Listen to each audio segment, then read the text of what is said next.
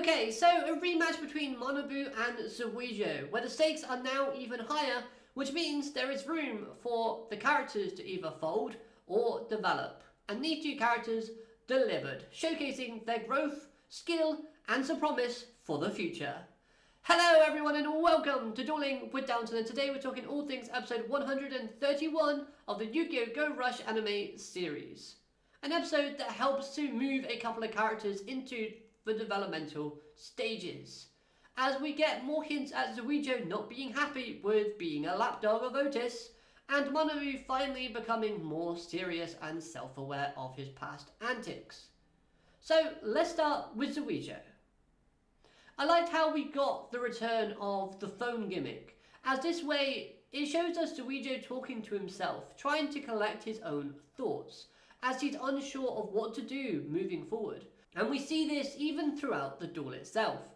Zwijo is this once proud Bulgarian warrior, and now he serves a master that A, he has not sworn loyalty to, and B, who disrespects him at every turn. The main purpose of Zwijo's actions in Season 1 was to give the Bulgarians their own lives / freedom and break free of this cycle of rebirth, going against the creator. And surely Zwijo is smart enough to see that he's reverted back into someone who is serving someone that is just like the creator.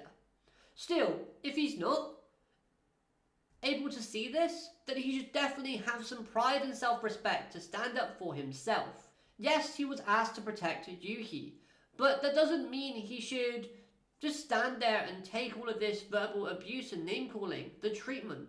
He doesn't deserve that as a person. Now this leads me to the ending of this episode, as it's revealed that another Bulgarian has returned. Now, how will they get to Earth is a different story, but with this mystery of someone returning, who could it be? The obvious answer would be Dinios or Mayuda. And personally, I think Dinios would make the most sense, and will be able to re-spark that drive and motivation within Zwijo. I can see Dinios having plenty of arguments with Otis, and then eventually talking to Zwijo into leaving. Now I do like that we do see a bit of spark from Zwijo within this duel, as he brings out his new contact fusion monster, finding a new power within himself. And I also liked how it's even shown enjoying this duel, as previously when he's dueled under the Dark Meister, it seems more out of obligation and less out of passion. As a side note, that's something, come on, the dance was kind of wacky, but as we know, Otis can be like that, especially more so in Go Rush. In Sevens, he had a bit of a quirky side, but it was mostly a little more serious than it was quirky, which does make me believe that Otis will change person, kind of like how we saw Goha have President Drone taking and absorbing people. I feel like the mantle of Otis will get passed on to different people as we move forward. Now, while on the topic of Otis, it was like he was actively trying to push Zwijo away, as I can't think of any real reason as to why he would be acting this way towards him. However, it could be explained by Otis being influenced by Yuhi's personality, as we see flashes and signs of Yuhi breaking through somewhat, which I'm happy to see, as that means it's some positive direction for Yugioh and Yumu to get their friend and brother back, if Yuhi is somewhat still inside Otis. Pause. Now we've said his name, so let's move on and talk about him. Yugioh. There seems to be something going on with him, as he's beginning to freeze mid-action and sentence. Now, this show kind of explains it as a side effect of Yugioh's body breaking down, thanks to it enduring so much, from being fused with the Earthdemar, and having him merge with Kawaii, and of course being the only Bulgarian to avoid extinction. So it's going to be really interesting how they try and tackle and resolve this condition. Yes, I do see it getting worse before it certainly improves. But the issue has arose thanks to the list that I've just laid out before you. And one thing on that list is a character named Kawaii. So could Kawaii help Yugioh with this situation? We'll just have to wait and see. Now then, moving along to the other character of focus, Manabu. Finally getting a win over Zwijo after going through what his character is mostly known for, and typically does. He gets overconfident and then starts falling behind. And I loved how he himself is self-aware of this, and it brings himself down mentally. But then his friends are on the line. If he loses, everyone gets thrown back in jail and they just starve and slave in there for the rest of their lives. So the stakes are big. So you would think that knowing this at the start of the duel, he would just be from the get-go that serious, focused, analytical Manabu that we know he can be. Because we've seen flashes of this character previously.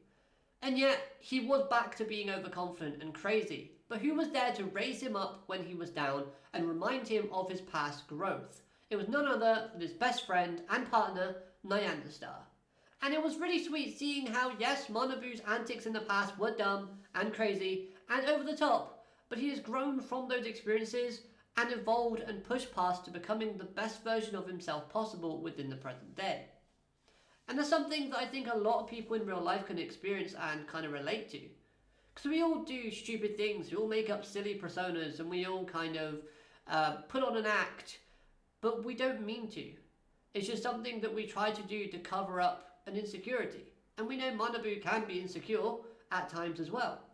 The Gakugen flashback was really cool, and I loved how it does somewhat mirror the flashback scene in episode 50 of Yu-Gi-Oh! Sevens. Yes, I rewatched the Gaku Team episode and segment about Gakugen, talking about creating or being shown a road to victory as being part of their belief / Sugetsu style. This was a very short but great addition to the episode, and the whole finger explanation was kind of weird, especially because it was being explained by a talking fish, but hey, it's a Yu-Gi-Oh show. Let's not dive too much into it. Yeah, I do appreciate that they tried to give us something as well in terms of an explanation. Again, we have some more connection to the ancient past and the term road, which we know is always used with the characters of Yuga and Otis. Now, I could be wrong, but I do believe this is the first time that we've seen a maximum monster used as fusion material within Yu-Gi-Oh! And I think the monster that it formed was really cool looking, and its effects were great too.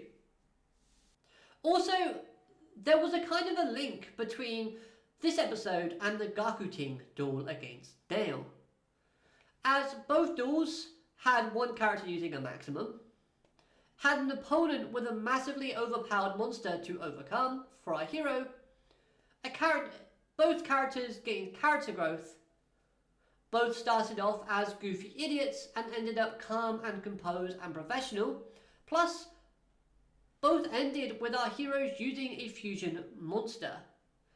The only massive difference was the result. In Sevens, Gakuto managed to get a draw, which was respectable, and in this episode, Manabu won the duel.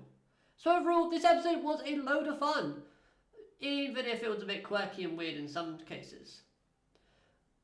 However, it does build up to future developments that I can't wait to see unfold, and hopefully we'll get to see that soon. Nevertheless though, I hope you enjoyed this review. If you have, hit that like button, comment your thoughts down below, and I'll see you next time. Have a great day, alligator, madane, goodbye.